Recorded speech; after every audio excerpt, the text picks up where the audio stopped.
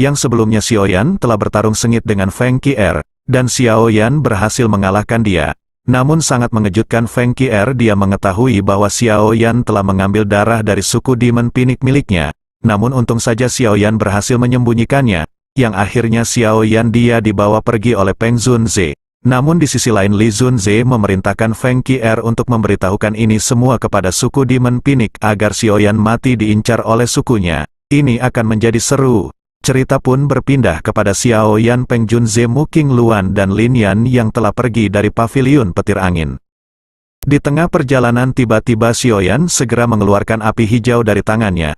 Menyadari hal itu sosok Feng Zunze langsung muncul di samping Xiaoyan bertanya apakah yang Xiaoyan lakukan.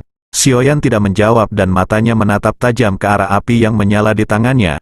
Tetesan darah hijau merah bercampur dalam api yang naik. Darah merah hijau mengandung riak energi yang mengejutkan perlahan-lahan dipaksa keluar oleh Xiaoyan.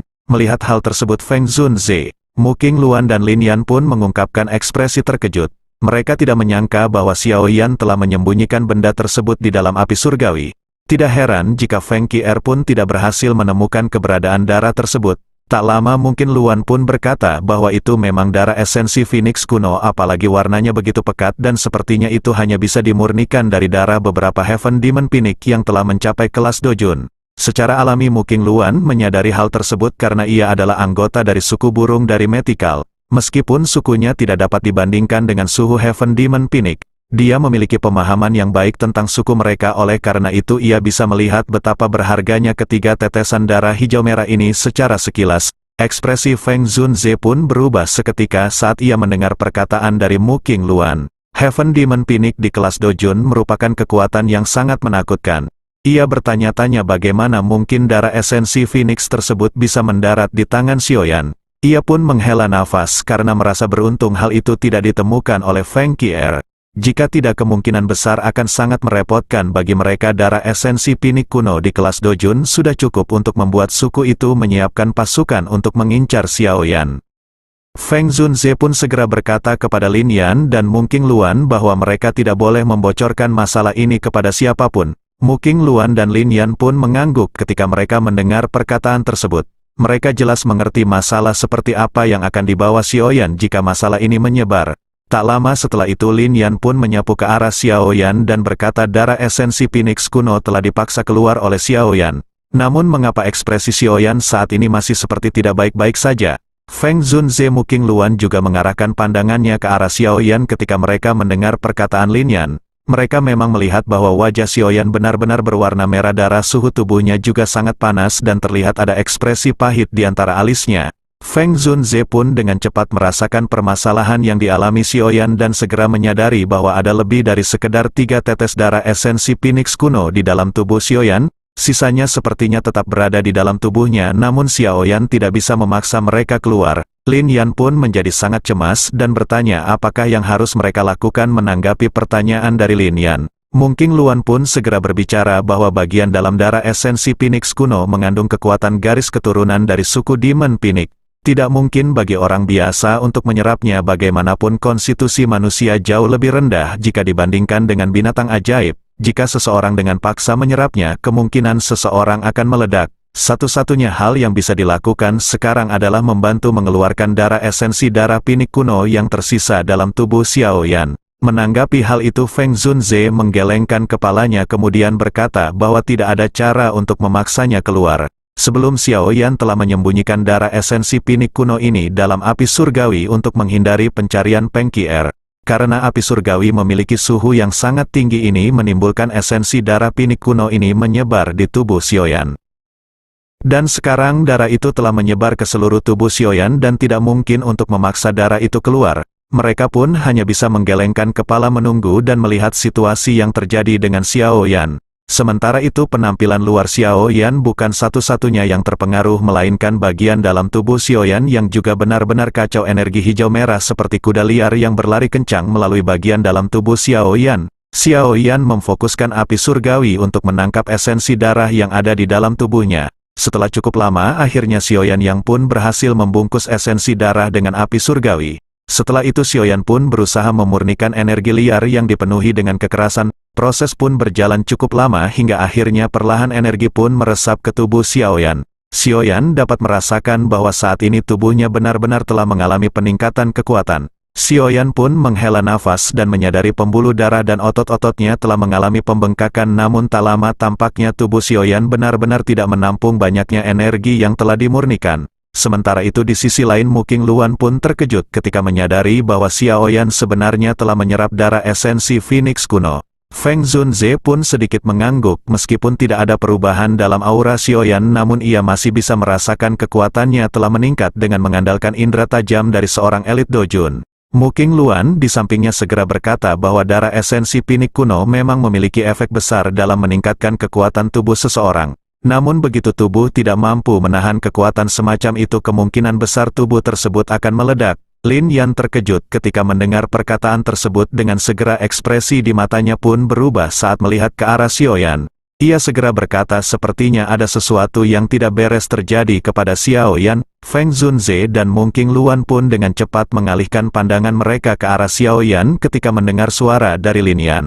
Mereka segera melihat bahwa tubuh Xiaoyan samar-samar menunjukkan tanda-tanda telah membengkak. Melihat hal itu, Muking Luan pun segera berkata bahwa ini adalah benar-benar kasus apa yang telah ia katakan sebelumnya. Tampaknya tubuh yang benar-benar tidak mampu menyerap begitu banyak darah esensi Phoenix kuno. Sepertinya ini adalah peringatan ledakan tubuh dari Xiaoyan. Ekspresi dari Feng Zunze sedikit berubah dan ia melangkah maju kemudian muncul di samping Xiaoyan. Melihat Feng Zunze yang akan melakukan sesuatu, Muking Luan pun segera menghentikannya. Kemudian berkata bahwa saat ini bagian dalam tubuh Xiao yang dalam keadaan penuh. Jika ada energi lain yang dimasukkan, kemungkinan tubuhnya akan segera pecah. Saat ini mereka tidak mengetahui apakah Xiaoyan memiliki taktik lain untuk dilakukan. Jika mereka melakukan intervensi secara acak, kemungkinan mereka akan memperburuk keadaan. Agak lama mereka pun menjadi semakin khawatir melihat tubuh Xiaoyan benar-benar telah membesar. Ekspresi Feng Zunze pun benar-benar gelap hingga akhirnya ia melambaikan tangan berniat untuk mentransfer energi. Baru saja ia hendak menyentuh tubuh Xiaoyan, tiba-tiba mata Xiaoyan pun membuka. Matanya terkejut saat melihat Xiaoyan membuka mata dan dengan cepat membentuk segel dengan tangannya. Setelah itu Xiaoyun pun mengeluarkan teriakan yang dalam dan seketika sayap tulang setinggi 10 meter dengan cepat menyebar. Tanpa diduga energi esensi darah telah diserap menuju ke sayap tulang milik Xiaoyan. Saat ini tak diragukan lagi, sayap tulang milik Xiaoyan telah bertransformasi dengan ukuran yang lebih besar dan kekuatan yang semakin bertambah. Di sisi lain Feng Zunze dan dua orang lainnya sedikit tercengang ketika mereka melihat sayap tulang besar di punggung Xiaoyan. Terutama ketika mereka mendengar suara kepakan sayap yang dibuat. Kejutan di wajah mereka pun menjadi lebih padat setelah mereka menyadari bahwa sayap tersebut adalah sayap Heaven Demon Phoenix. Muking Luan pun seketika bertanya-tanya dari manakah Xiaoyan berhasil mendapatkan tulang tersebut. Jangan bilang ia telah membunuh anggota suku Heaven Demon Phoenix. Jika tidak, bagaimana mungkin ia memiliki darah esensi Phoenix kuno dan sepasang sayap Heaven Demon Phoenix? Jika suku Heaven Demon Phoenix menyadari hal ini, kemungkinan mereka akan mengirim ahli untuk membunuh Xiaoyan. Feng Zunze sedikit menganggukkan kepalanya karena ia juga menemukan beberapa hal yang sedikit merepotkan anak kecil ini. Memang cukup berani dari bocah ini untuk melakukan hal tersebut. Bahkan dirinya dan Yao Lao pun akan berpikir dua kali sebelum menyentuh seseorang dari suku Heaven Demon Phoenix. Tidak disangka-sangka bahwa anak kecil ini tidak hanya menghilangkan darah esensi tapi bahkan telah menciptakan sayap tulang tersebut. Setelah itu melihat Xiaoyan menjadi lebih baik, Feng Zunze pun segera bertanya bagaimana keadaan Xiaoyan. Xiaoyan pun berdiri dan menghela napas dan seketika ia bisa merasakan bahwa kekuatannya telah melonjak melalui anggota badan dan tulangnya. Perasaan nyaman di tubuhnya menyebabkan Xiaoyan seketika tanpa sadar berteriak ke arah langit. Teriakan tersebut pun bergemuruh seperti ada raungan naga yang samar beserta dengan tangisan burung phoenix di dalamnya. Feng Zunze langsung bergetar mendengar teriakan dari Xiaoyan. Dia menyadari bahwa teriakan tersebut mengandung tangisan phoenix dan auman naga. Ia segera berkata bahwa ini adalah gelombang sonik teratas yang ada di dunia Doki. Jika digunakan bersamaan dengan teknik dua gelombang sonik, maka kekuatan mereka akan sangat besar. Tanpa diduga Xiaoyan yang telah memiliki keduanya secara bersama-sama. Mendengar hal itu Xiaoyan terkejut kemudian berpikir bahwa raungan naga kecil tersebut berasal dari pil naga misterius Yin Yang. Namun tangisan Phoenix ini sepertinya berasal dari esensi darah Phoenix kuno. Setelah itu Feng Zunze pun mengingatkan bahwa ia harus menyembunyikan sayap Heaven Demon Phoenix ini terlebih dahulu.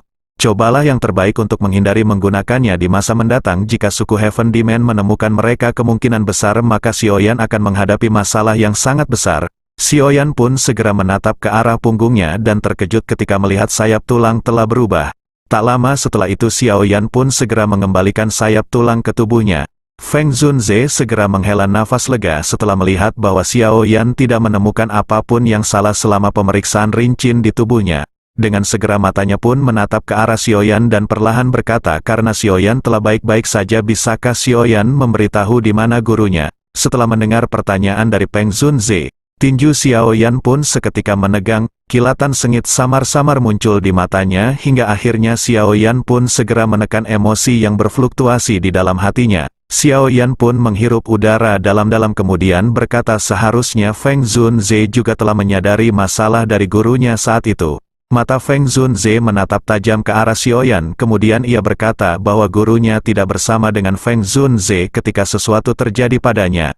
Pada saat ia menemukan sesuatu yang salah, Han Feng telah mengumumkan kepada publik bahwa orang tua itu telah menderita serangan balik ketika ia memurnikan pil. Akhirnya menghancurkan dirinya sendiri. Feng Zunze secara alami tidak akan pernah percaya kata-kata seperti itu dan ia menginterogasi Han Feng beberapa kali tentang ini. Namun orang ini sangat licik dan ia gagal menemukan apapun melalui pertanyaannya.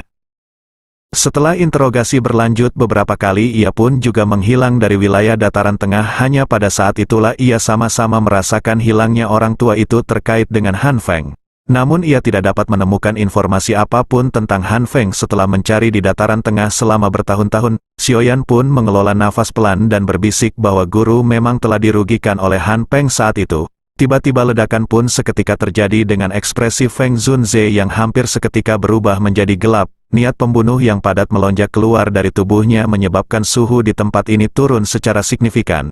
Ia segera berkata bahwa ia telah membesarkannya setelah ia ditinggalkan sebagai bayi dan telah mengajarinya semua yang ia tahu. Namun bajingan ini benar-benar berani mengkhianati gurunya sendiri. Apakah hati nuraninya benar-benar telah dimakan oleh seekor anjing? Dan harusnya aku saat itu juga membunuh bajingan tersebut dengan cara yang sangat kejam. Mu Qingluan pun seketika terkejut saat melihat Feng Zunze benar-benar sangat marah. Feng Zunze biasanya ringan dan riang, selain itu ia sangat jarang kehilangan kendali atas dirinya seperti itu. Mu Qingluan pun segera bergumam menyebutkan nama Yao Chen dan mungkinkah ia adalah teman baik hidup dan mati dari gurunya, yang tidak lain kepala paviliun bintang jatuh yang tidak pernah menunjukkan dirinya. Orang-orang biasa menyebutnya dengan sebutan atau Yao Zunze. Xiaoyan seketika terkejut setelah mendengar gumaman dari Mu Qingluan yang berkata bahwa Yao Chen adalah kepala paviliun. Feng Zunze segera menjelaskan bahwa paviliun bintang jatuh didirikan oleh dirinya dan aku pada saat itu. Namun Yao Lao tidak menyukai hal-hal ini dan tempat itu, yang akhirnya aku yang ditugaskan memimpin. Meskipun ia telah menghilang selama bertahun-tahun posisi kepala paviliun bintang jatuh, namun tetap kepala paviliun tetap Yao Chen. Karena aku tahu orang tua itu tidak akan mati dengan mudah. Xiaoyan sedikit mengangguk dan berpikir sungguh tak terduga bahwa guru akan menjadi kepala paviliun dari paviliun bintang jatuh. Jika begitu bukankah berarti Xiaoyan adalah anggota dari paviliun bintang jatuh juga? Setelah itu Feng Zunze pun berkata bahwa setelah ia kembali maka ia akan mengeluarkan perintah yang diinginkan untuk menangkap bajingan tersebut. Ia berpikir bahwa bajingan Han Feng ini masih hidup dan jika ia mendarat di tangan Feng Zunze ia pasti akan membiarkannya menderita dan memohon untuk mati. Mendengar hal itu Xiaoyan pun menggelengkan kepalanya kemudian berkata jika itu adalah perintah buronan sepertinya hal itu tidak perlu untuk dilakukan. Xiaoyan segera menjentikkan jarinya dan botol giok muncul dari cincin penyimpanannya. Jarinya mengusap mulut botol hingga akhirnya sosok tubuh spiritual ilusi buru-buru dilepaskan. Seketika Han Feng pun berteriak ke arah Xiaoyan dan bertanya apa lagi yang Xiaoyan perlukan dari dirinya. Namun baru saja teriakan yang keluar tiba-tiba ekspresi ketakutan yang sulit disembunyikan muncul di wajahnya. Mata Feng Zunze menjadi sangat padat ketika ia melihat sosok spiritual dan tanpa sadar menyebutkan nama Han Feng. Seketika niat membunuh yang sangat dingin segera melonjak keluar dari tubuh Feng Zunze. Han Feng menoleh dan keterkejutan segera melintas di wajahnya hingga akhirnya tanpa sadar ia mengucapkan nama Feng Zunze. Ketakutan segera melanda hatinya hingga ia pun berbalik untuk melarikan diri. Melihat hal itu jari-jari Feng Zunze segera melengkung membuat cakar yang seketika menghisap Han Feng. Setelah itu ia segera meraih leher Han Feng seperti cakar elang yang akan menangkap binatang kecil. Wajah tua yang biasanya tenang itu tampak sangat menakutkan saat ini. Ia pun segera mengungkapkan kemarahannya dengan berkata bahwa bajingan ini benar-benar berani menyerang gurunya. Jika bukan karena Yao Lao, ia akan ditelan oleh seekor hewan liar. Bajingan ini bahkan tidak layak menjadi babi atau anjing. Han Feng saat ini benar-benar dipenuhi ketakutan dengan Feng Junzi. Ia pun segera berteriak meminta untuk jangan membunuh dirinya. Semua ini tidak ada hubungannya dengan Han Feng dan ia juga dipaksa oleh orang-orang dari Hall of Soul. Ekspresi Feng Junzi seketika berubah setelah ia mendengar nama Hall of Soul. Xiao Yan pun segera berkata bahwa Hall of Soul tampaknya mengincar kekuatan dari gurunya dan saat ini guru sudah jatuh ke tangan mereka. Feng Junzi pun seketika semakin marah dan bergumam bahwa ini benar-benar terkait dengan bajingan itu semua. Selama penyelidikannya selama bertahun-tahun ini juga secara samar-samar menemukan sesuatu tentang Hall of Soul. Namun ia tidak menyangka bahwa orang-orang yang telah menyerang adalah mereka dari Hall of Soul. Setelah itu Feng Junzi pun menoleh ke arah Han Feng dan berkata bahwa bajingan ini tidak bisa dibiarkan hidup. Bahkan jika Hall of Soul yang ingin menyerang Yao Lao, akan sangat sulit bagi mereka untuk melakukannya bagaimanapun Yao Lao memiliki banyak teman dan cukup banyak ahli dari generasi yang lebih tua saat itu memiliki hubungan yang cukup baik dengannya. Dengan identitasnya sebagai seorang alkemis, kemampuannya untuk memanggil bantuan adalah sesuatu hal yang bahkan menyebabkan Hall of Soul harus berpikir dua kali meskipun mereka kuat. Namun Yao Chen akhirnya menghilang secara tiba-tiba dan jelas ini karena seorang pengkhianat yang telah mengkhianatinya. Hal itulah yang membuatnya kekurangan waktu untuk mengumpulkan bantuan. Siapa lagi orang yang bisa menjadi pengkhianat tersebut selain bajingan Han Feng ini? Menyadari kemarahan dari Feng Junzi yang berniat ingin membunuh Han Feng, Xiao Yan berkata agar Feng Junzi tidak membunuhnya terlebih dahulu. Mereka masih membutuhkan Han Feng untuk menunjukkan jalan agar dapat menemukan aula cabang tempat gurunya di penjara. Oleh karena itu ini bukanlah waktu yang tepat untuk membunuh Han Feng. Feng Junzi mengangguk kemudian berkata sepertinya Hall of Soul tidak hanya menginginkan jiwa orang tua itu, mungkin mereka memberikan nilai yang lebih besar pada kemampuan Yao Lao untuk memurnikan pil. Saat itu ia samar-samar menyadari bahwa Hall of Soul tampaknya diam-diam bertindak berdasarkan rencana besar mereka. Rencana ini membutuhkan cukup banyak alkemis yang luar biasa selama pertarungan besar di Istana Kuno, yang telah mengubah seluruh dataran tengah menjadi gempar. Yao Lao dan dirinya telah bertukar pukulan dengan Hall of Soul, kemungkinan yang telah menarik perhatian Hall of Soul pada saat itu. Xiao Yan tercengang dan bergumam setelah ia mendengar perkataan Istana Kuno. Feng Junzi menelan nafas kemudian menjelaskan bahwa ini sudah menjadi cerita yang sangat lama. Istana tersebut menarik lebih dari setengah ahli di dataran tengah yang berada di kelas dojong ke atas, namun harta karun di dalamnya memang mengejutkan. Metode Qi yang Xiao yang latih sekarang diperoleh oleh Yao Lao dari tempat tersebut. Xiao Yan sekali lagi terkejut setelah menyadari bahwa mantra api diperoleh dari istana kuno tersebut. Setelah itu Feng Junzi menoleh ke arah Han Feng dan dengan dingin bertanya di manakah orang tua itu di penjara. Han Feng ragu-ragu sejenak sebelum akhirnya menyebut wilayah barat kota dunia bawah dataran tengah. Ada aula cabang Hall of Soul di sana dan Yao Chen sedang di penjara. Feng Junzi tidak menyangka ada dua aula cabang dari Hall of Soul di sana. Setelah itu ia kembali bertanya berapa banyak ketua terhormat yang ada di cabang tersebut. Han Feng menjawab dengan lembut bahwa di sana ada satu ketua terhormat yang berjaga. Mendengar hal itu Feng Junzi pun tertawa dingin kemudian berkata apakah Han Feng benar-benar berpikir bahwa yang mulia ini tidak memiliki pemahaman tentang Hall of Soul. Sebuah cabang dari Hall of Soul setidaknya memiliki seorang ketua dan seorang wakil terlepas dari seberapa rendah levelnya. Mereka berada di tingkat tertua terhormat. Terlebih lagi tempat itu adalah tempat di mana seseorang yang sama pentingnya dengan Yao Lao di penjara. Dengan berbicara seperti itu tampaknya pikiran jahat Han Feng masih belum padam. Tubuhan Han Feng seketika gemetar saat mendengar perkataan dari Feng Junzi. Ekspresi Xiao Yan yang ada di sampingnya juga perlahan berubah menjadi gelap dan serius. Xiao Yan benar-benar hampir ditipu oleh bajingan Han Feng ini. Dua tetua yang terhormat di tingkat Dojun jelas memiliki kemampuan yang bahkan dapat menghabisi vaksin besar tingkat atas di dataran tengah. Jika Xiao Yan tidak bertemu Feng Junzi, akhirnya Xiao Yan akan dengan bodohnya datang sendirian ke sana dan mati. Tak lama setelah itu Feng Junzi pun berkata agar Xiao Yan kembali menyimpan Han Feng. Ia mungkin berguna di masa depan untuk mendapatkan informasi lanjutan tentang Hall of Soul. Xiao Yan menganggukkan kepalanya dengan senyum dingin setelah ia menerima jiwa Han Feng. Ia memasukkannya kembali ke dalam botol giok dan dengan menjentikkan jarinya segumpal api tidak terlihat segera masuk dan teriakan sengsara segera terdengar. Setelah itu Xiao Yan ragu-ragu sejenak sebelum akhirnya bertanya apa yang harus mereka lakukan saat ini. Feng Junze pun merenung sejenak sebelum akhirnya menganggukkan kepalanya kemudian mulai berbicara. Mereka tidak bisa kegegabah dalam menangani masalah ini dan mereka juga tidak bisa membiarkan informasi apapun bocor. Jika bocor maka begitu pasti Hall of Soul memindahkan Yao Lao dan akan semakin sulit bagi mereka untuk menemukannya. Oleh karena itu Xiao Yan harus menunggu dengan tenang untuk beberapa waktu. Sementara ia akan mengirim seseorang untuk pergi ke kota dunia bawah dan menyelidikinya. Mendengar hal itu Xiao Yan pun segera bergumam jika mereka menunggu terlalu lama. Perkataan segera dipotong oleh Feng Junze yang segera berkata agar Xiao Yan untuk tetap tenang. Tidak banyak orang yang memiliki keterampilan pemurnian pil yang dapat dibandingkan dengan Yao Lao di dataran tengah. Oleh karena itu Hall of Soul sendiri tidak akan dengan mudah untuk menyakiti Yao Lao. Xiao Yan pun hanya bisa mengangguk dan menghela nafas setelah mendengar perkataan dari Feng Junze. Setelah itu Feng Junze berkata, aku sekarang akan kembali ke Pavilion Bintang Jatuh. Setelah itu ia akan mulai menyelidiki Hall of Soul dan bagaimana dengan Xiao Yan menanggapi hal itu. Xiao yang merenung sejenak sebelum akhirnya berkata bahwa ia akan pergi ke wilayah tengah. Wilayah dataran tengah masih ada sekitar 1 tahun lagi sampai Pil Tower Gathering dimulai, dan ia ingin berpartisipasi dalam lomba alkemis itu. Feng Junze pun terkejut saat mendengar perkataan Xiao Yan, kemudian ia pun segera tersenyum dan berkata bahwa hal itu sangatlah baik. Saat itu You Chen berhasil mendapatkan tempat juara di Pil Gathering dan ia benar-benar menjadi sangat mulia.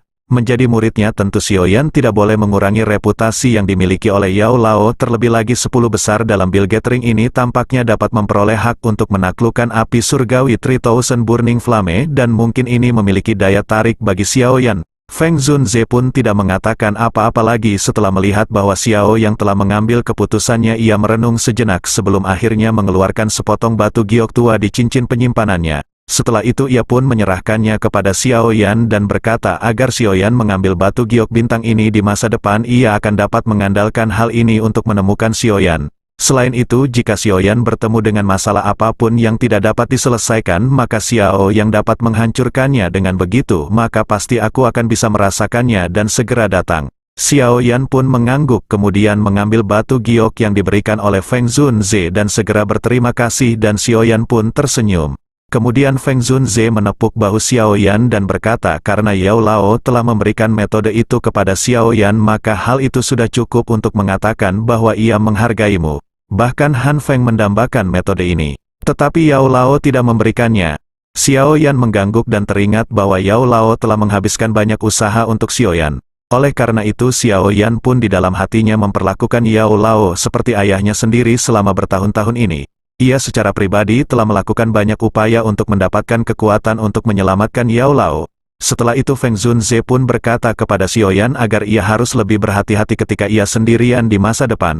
Menurut dugaannya, Feng Qier tidak akan melupakan permasalahan darah esensi pinik kuno ini dengan mudah. Xiao Yan harus membayar sedikit lebih banyak perhatian terhadap hal tersebut. Lagi pula suku Heaven Demons banyak orang jahat, penuh dengan beberapa karakter tidak baik. Dan jika Xiao Yan bertemu dengan masalah apapun yang tidak dapat diselesaikan, maka kamu harus menghancurkan batu giok bintang yang telah diberikan. Xiao Yang pun mengganggu kemudian menganggukkan tangannya.